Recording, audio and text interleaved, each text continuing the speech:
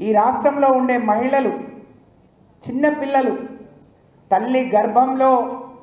అంకురార్పణ జరిగినప్పటి నుంచి కాటికి పోయే ముదసలి అవ్వ వరకు సంతోషంగా ఉండాలి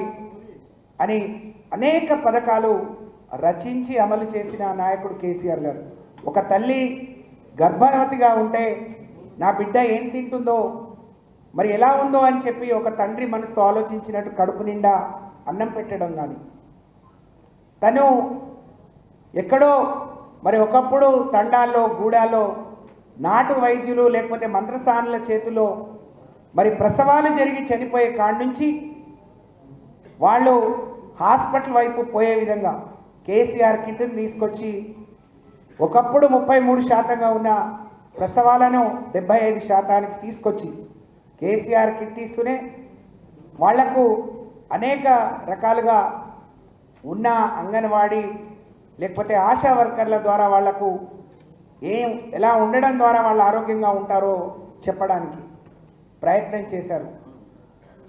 ఈ ఆశా వర్కర్లు, అంగన్వాడీ వర్కర్లను కూడా వాళ్ళ శ్రమను దోపిడీ చేయొద్దు అని చెప్పి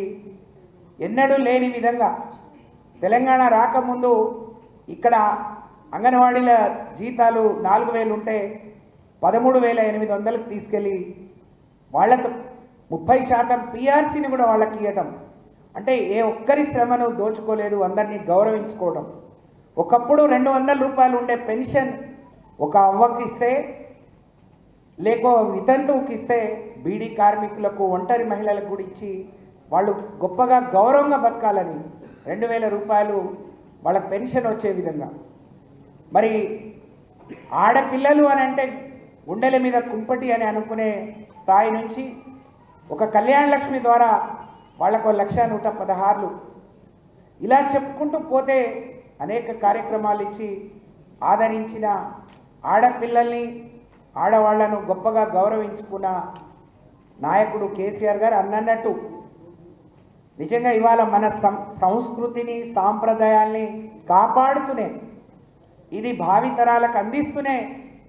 ఇది 10 కాలాల పాటు ఇలాగే ఉండాలి అని అంటే వీటిని గుర్తించి మనకు పరిచయం చేసి మనకు వాటి రుచి చూపించిన నాయకుడు కేసీఆర్ గారు మళ్ళీ తిరిగి ఈ రాష్ట్రాన్ని పాలించే రోజు రావాలి, మనకు ముఖ్యమంత్రి కావాలి. అప్పుడే ఎప్పుడు ఏం జరుగుతుందో అనే ఒక ఆందోళన లేకుండా, ఎప్పుడు ఏది ఉంటుందో ఉండదో అనే